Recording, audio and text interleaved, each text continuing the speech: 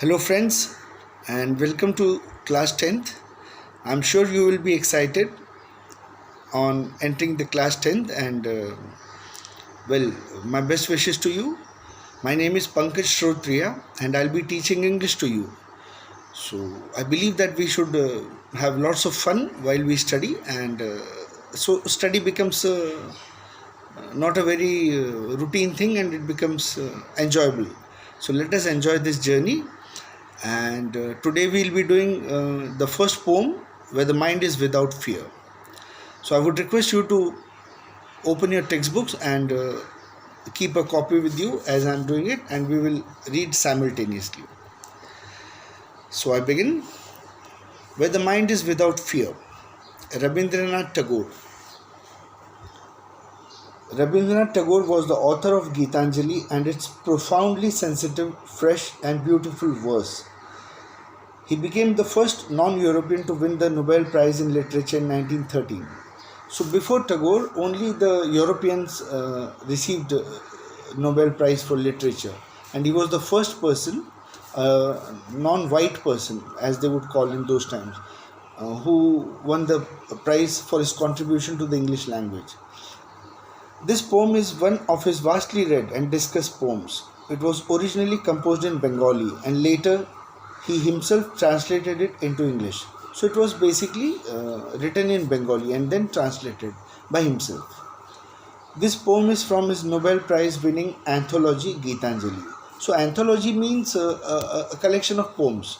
So you have a lot of very short poems and you compile a book of it and then you publish it. So anthology is nothing but a collection. Tagore lived during the time when India was ruled by the British.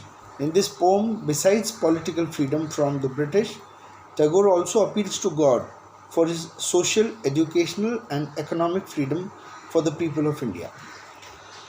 So, we'll have to understand the background. When a poet writes a poem, he has to be motivated. So, when Rabindranath Tagore wrote this particular poem, in his mind he was thinking about how India will, because and in those times you see the people were united against the British and the movement was at its peak against the British. So people were fighting the British and they wanted British to give us independence. And he had this background in his mind. So he envisioned an India, how it would be when the British left India. So he spent down his thoughts into this poem. So where the mind is without fear. So first I'll read the poem and then I'll explain to you line by line. Where the mind is without fear and the head is held high, where knowledge is free, where the world has not been broken up into fragments by narrow domestic walls, where words come out from the depth of truth, where tireless striving stretches its arms towards perfection, where the clear stream of reason has not lost its way into the dreary desert sand of deed habit, where the mind is led forward by thee into ever-widening thought and action, into that heaven of freedom, my father, let my country awake. Rabindranath Tagore. So it's a very powerful, a very short poem, but a very powerful one.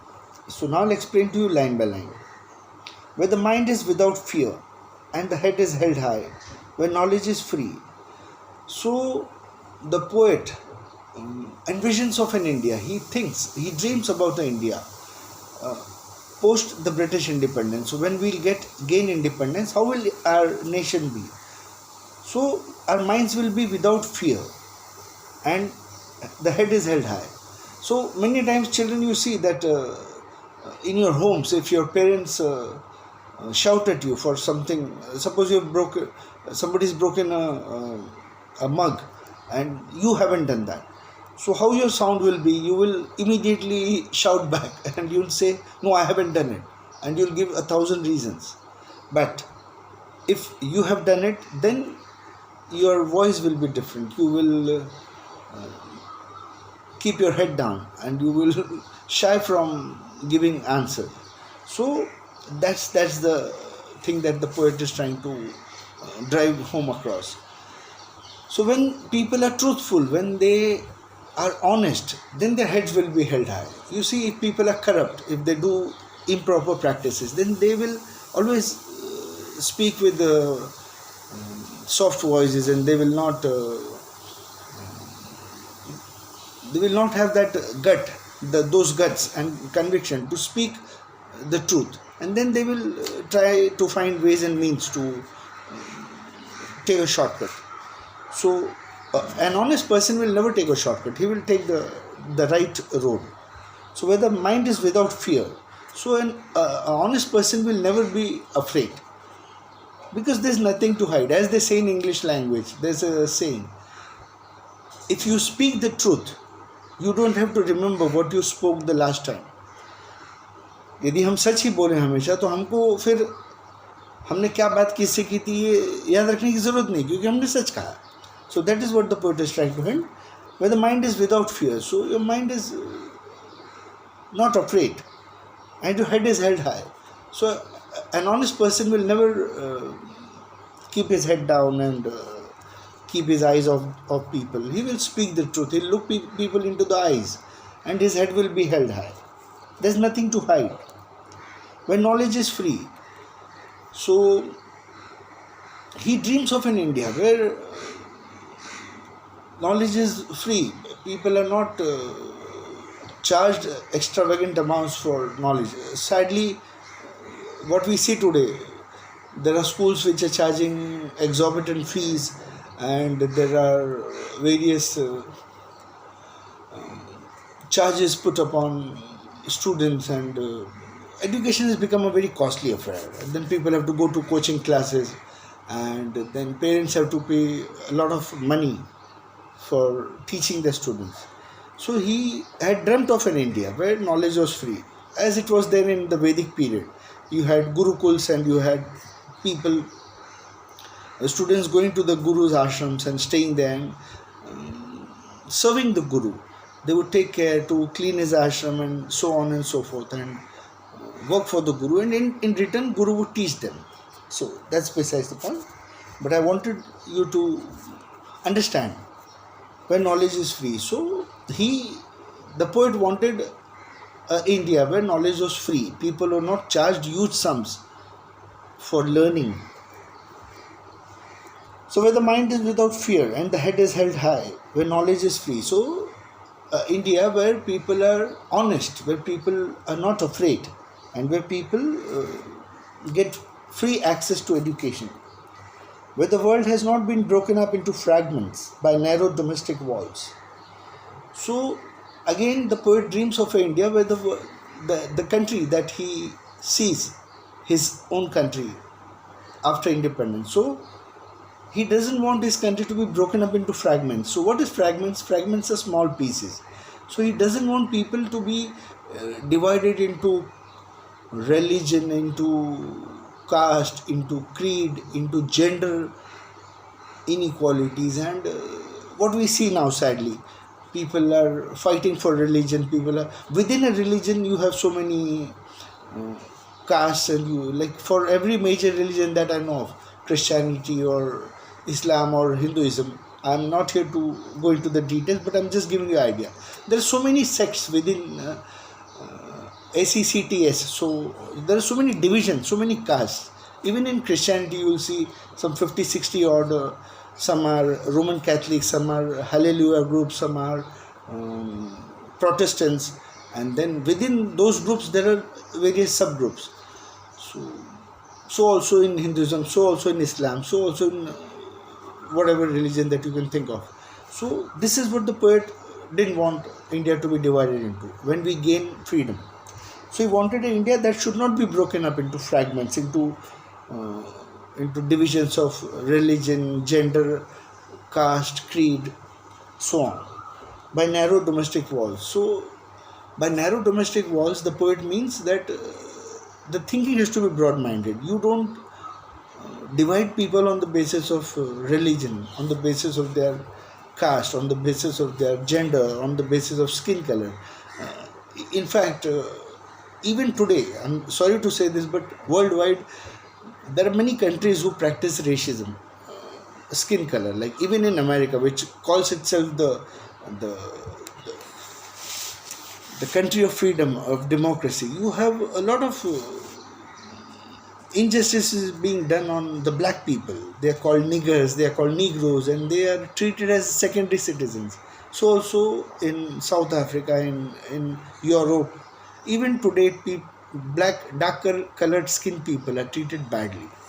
So that's a very sad thing, and that is what the poet didn't want the world to be divided into. Where words come out from the depth of truth.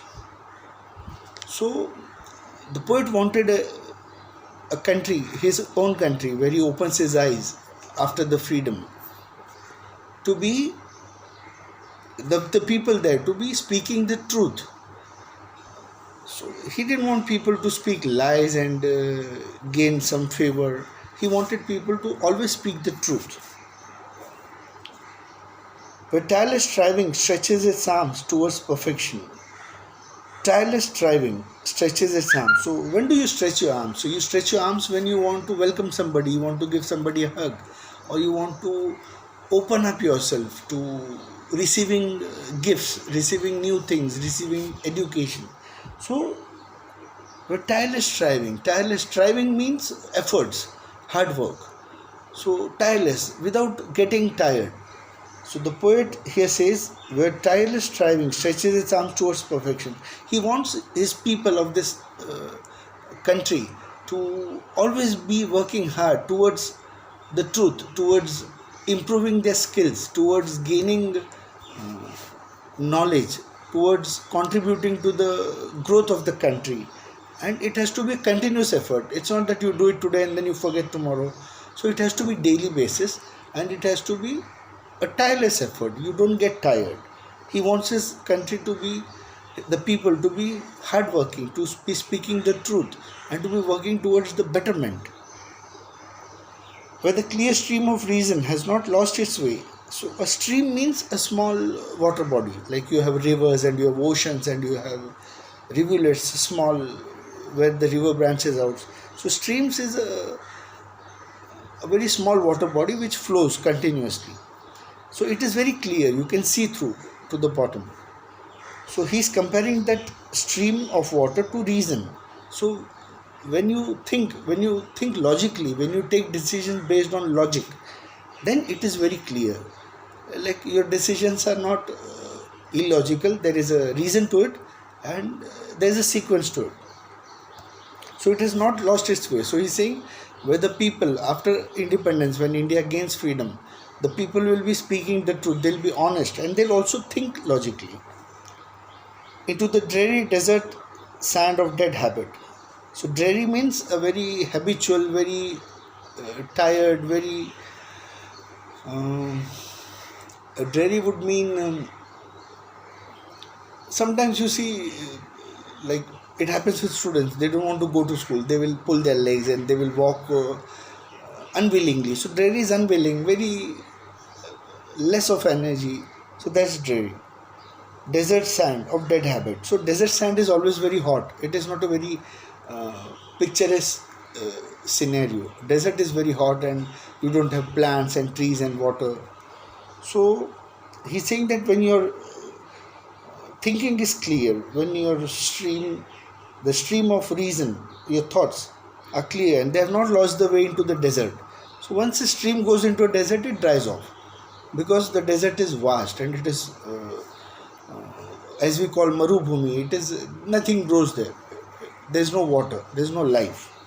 So he's saying our thoughts should not be dead into the desert of old habit or dead habit. So as we have good habits, we also have bad habits. So we have illogical actions. We have people who perform illogical actions, who don't think before acting. All those decisions are wrong because the thoughts are wrong. As they say, thought precedes action. So when you think, only then you act. So what the poet means here is that if your thought is clear, if you think logically, if you think truth, you will speak the truth and you will work on truth. So your actions will be good. Where the mind is led forward by thee. So thee means you in English. So he is giving all the decisions to the Lord. So once if we leave all the decisions on the God, and if we take guidance from the God, it doesn't happen that we speak to God. Although there are people who communicate and pray to God, but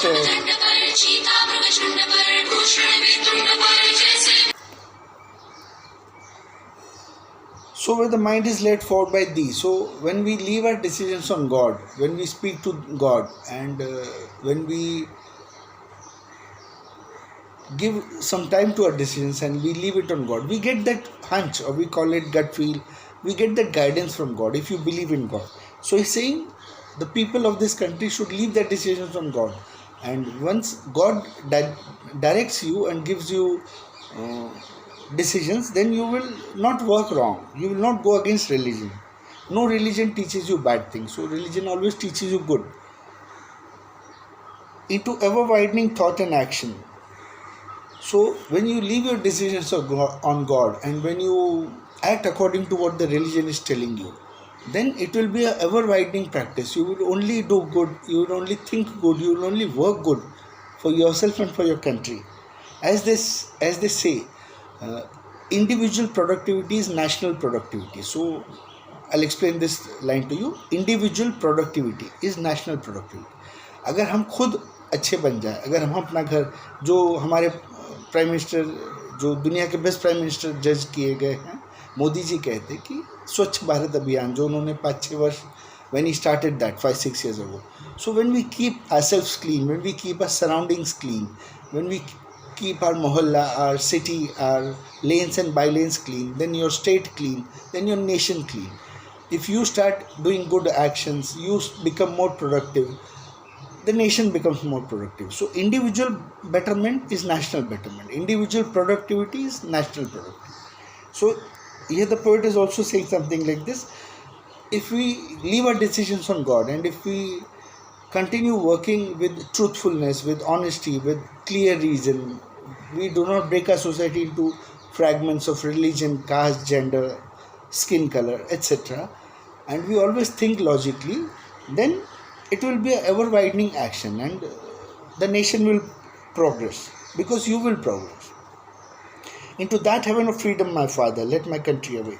So finally he is saying that in that country let my freedom awake. My people should awake in that country where people are honest, where people are hardworking, where people are not divided in terms of religion, gender, class, caste, and where their logic is not dead. They are always thinking logically, and where they are leaving the decisions on the God, whatever religion it may be. And once people do such things, then in that country they should awake. And let my people awake in that country, O Father.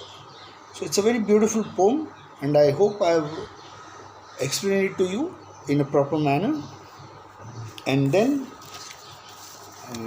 to end this lecture, what I'll do is I will give you certain tips for this chapter, and I'll also take grammar. So next week it will be grammar. So what you can do is you can mark the difficult words here, like dreary or reason, or you have fragments, you have words like anthology, you have words like ever widening, dead habits, narrow, domestic walls. So you can find out the meaning from the dictionary, and then I can give it to you, but then you have to do some exercise. It's for your studies. Find out the meaning from the dictionary, find out if it is a noun or a verb or an adjective or an adverb, and then try to form 4 or 5 words, different words from the last letter. Suppose it's dreary, so D-R-E-A-R-Y, so it would be